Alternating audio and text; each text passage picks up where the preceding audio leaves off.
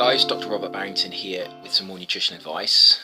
I wanted to do another video on anxiety, and this will relate to depression as well. I think there is a crossover, but it's by far the most common question that I get. What can I do? What can I take for anxiety?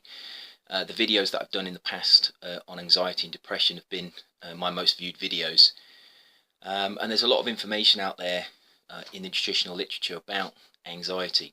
So I wanted to do another video on anxiety, and in particular I wanted to look at two herbs that are very useful in treating anxiety, and they're chamomile and passion flower. Now there's a general opinion in the mainstream that herbal remedies have some effect. They may be useful in very mild cases, and a lot of it might be the placebo. A placebo effect, and that's just really not true. Many of these herbs, if you have a look in the literature, have been compared to the best pharmaceutical drugs, and they always compete very well. They're usually as effective. St. John's wort, for example, has been compared to many pharmaceutical drugs in terms of its ability to decrease depression. It tends to be just as effective for mild to moderate depression, but it doesn't show any of the side effects that the drugs tend to show. So in terms of anxiety, drugs that are used to treat anxiety, quite often the benzodiazepines, and these drugs, they are effective in some people. I'm not saying that they don't have an effect. Certainly in some people, benzodiazepines do reduce anxiety. The problem is they have a number of side effects, which the worst one really is the sedative properties that they have. Really, these drugs knock you out, and this is why they're also drugs of abuse, because they have this sedative effect. They're also quite dangerous because you can't drink with them. Benzodiazepines are really contraindicated if you're drinking alcohol. The two don't go together very well. And generally also people can become tolerant to them very quickly, so you have to increase the dose for them to have this anxiolytic effect. So while they're effective in some people, really they have a lot of problems associated with them. They tend to be reserved for those people who have very severe anxiety, perhaps panic attacks. But the problem is that the general population, most people have very low-grade anxiety. It's a very low-grade chronic anxiety. Most people feel it most of the time.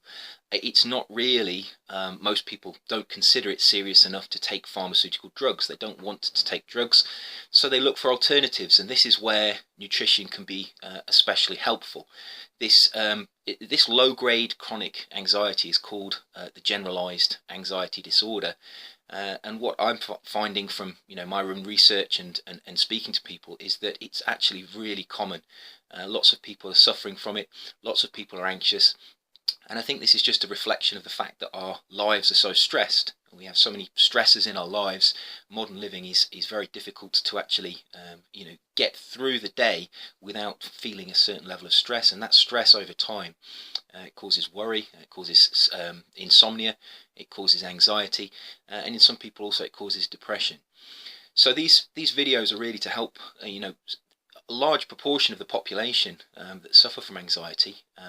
And there are many different nutritional things you can do. So let's talk about why these two herbs are particularly effective. Chamomile and passion flower both traditionally been used as anxiolytic herbs. They're often taken in teas, but they can be in capsules. You can take them in tinctures as well.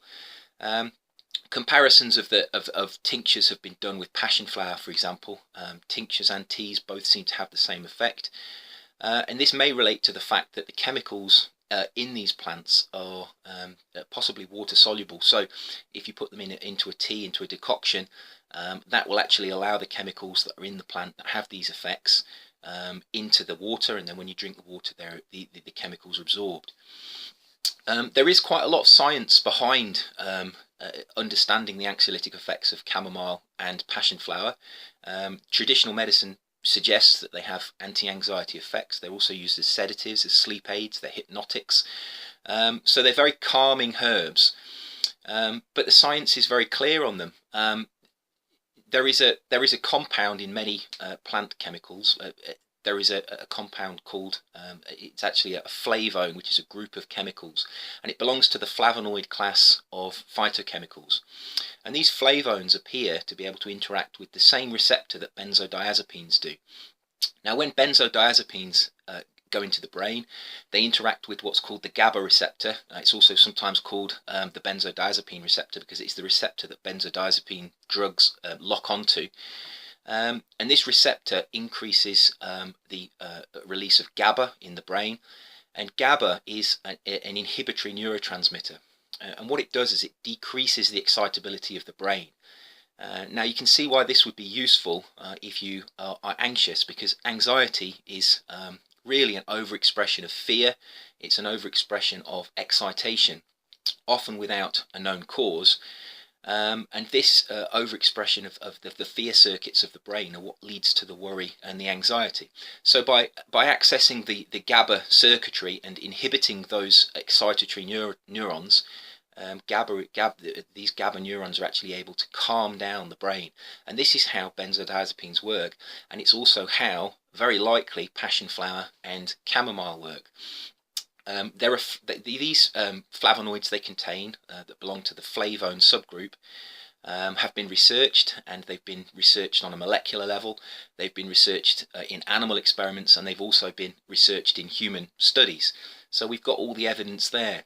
If we look at the human studies, we see that administration of chamomile tea or chamomile capsules, or passion flower tea or passion flower tincture, they are able to have a calming effect.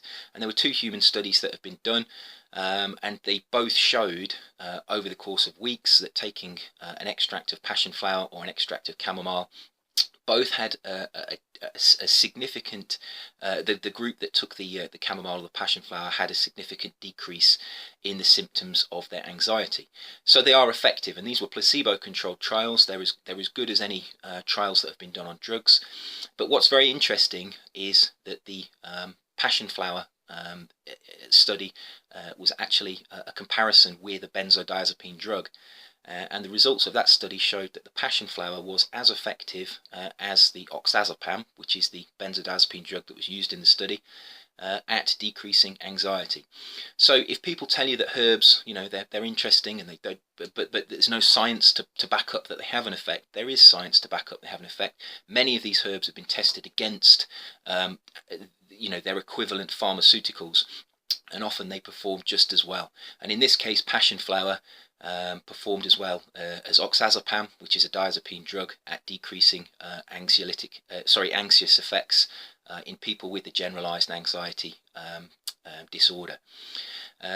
So these human studies show they do have an effect. We look at animal studies, and animal studies are used often as a model.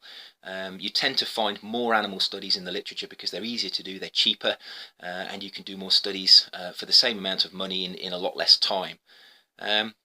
Mice and rats are often used, and they use a maze test where they stress the mice, and then they give them an option to go and hide, or go into an open arm of a maze.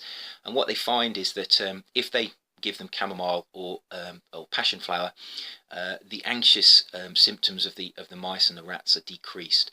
They're more likely to do things that they wouldn't do in terms of exposing themselves in the open arm of this maze, which shows that they've reduced their anxiety. If they were very anxious, they would go and hide in the side of the maze that was covered, and they would hide. But when you give them these herbs, they tend to be more relaxed and more calm, and this is how they use animals to try and understand the effects of these herbs. If we look at the molecular studies that have been done, these are very interesting as well. On their own, they don't prove anything. A lot of them are in vitro experimental studies, but if you put them together with the human and the animal studies, they're actually very interesting. What we find is that there are flavones. There's 2 flavones of interest in these herbs. Chamomile contains a flavone called apigenin, and passion flower contains a flavone called chrysin.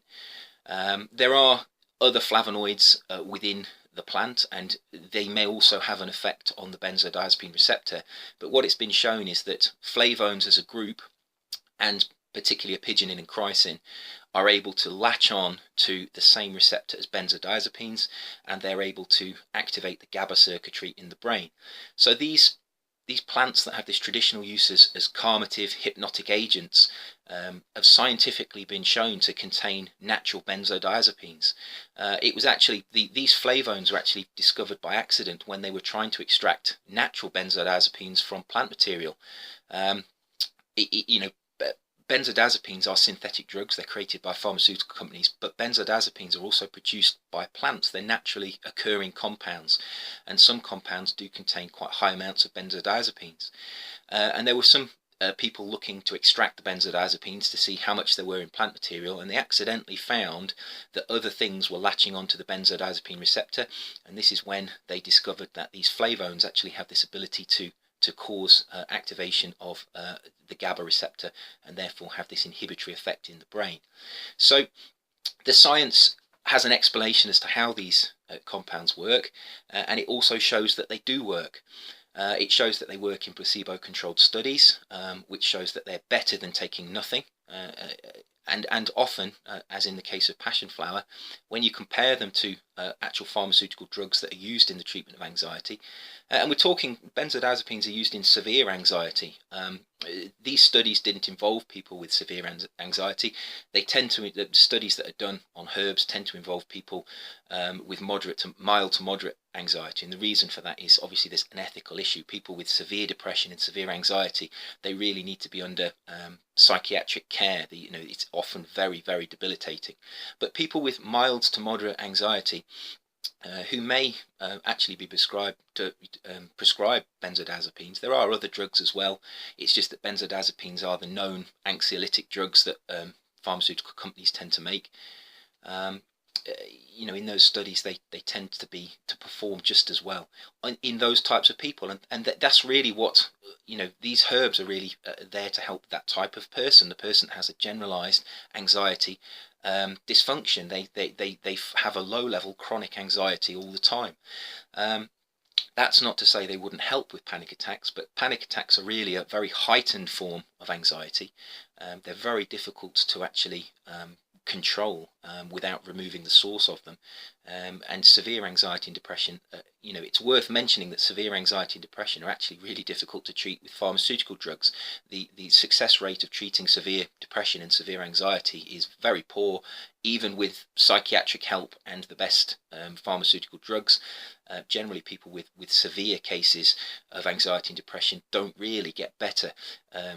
Over time, they can get better if their circumstances change, but really the drugs and the therapy are not that helpful. But those people with less severe anxiety and depression, certainly pharmaceutical drugs can help, but you can't dismiss the fact that there are these herbs that are very effective. So what's the take-home message from this? Many people feel anxious. Many people watch my videos who feel anxious. If you haven't looked at chamomile and passion flower as a possible treatment, obviously this would go, and the benefits of using herbs like this is they're very safe. All of the studies show that there's virtually no adverse effects from taking chamomile tea or a tincture of passion flower. So there's virtually no side effects. Secondly, you can take them with other things. So if you have other nutritional strategies that have worked for you, like maybe you take L-tryptophan or 5-hydroxytryptophan, maybe you take other amino acids, maybe you take S-adenosylmethionine. There are other things that you can take for anxiety and depression. You can take them on top of those things. They're very safe. You can buy the teas on the internet or in health food shops. They're widely available. You can buy the tinctures again on the internet or from health food shops. And what you can do with nutrition is you can put these components together, and they tend to work in different ways. And when you put them together, because they work in different ways, they have a synergistic effect. And what you find is that you get a very effective treatment. If you put these together with a high quality diet, you get a very effective treatment, and you really don't suffer from the debilitating side effects you can get with pharmaceutical drugs. So chamomile and passion flower for those people who have this generalized anxiety disorder, this low-grade chronic anxiety that you tend to feel all the time, very difficult to get rid of. If you haven't suffered from it, it's very difficult to understand what it feels like, but it's a very uncomfortable feeling, and I can understand why people turn to alternative complementary medicines, to herbs, to nutrition, in order to be able to try and treat it. There is science behind chrysin and apigenin. Chrysin and apigenin flavones are present in passion flower and chamomile, so they are medicinal herbs, and they are proven to be effective. So I hope you found that interesting. Please can I remind you, if you haven't already subscribed to my channel, please, I invite you to do so. If you like this video and you found it interesting, please give me a thumbs up. As always, eat well, stay healthy and protect yourself, and I will see you soon for another video. Take care.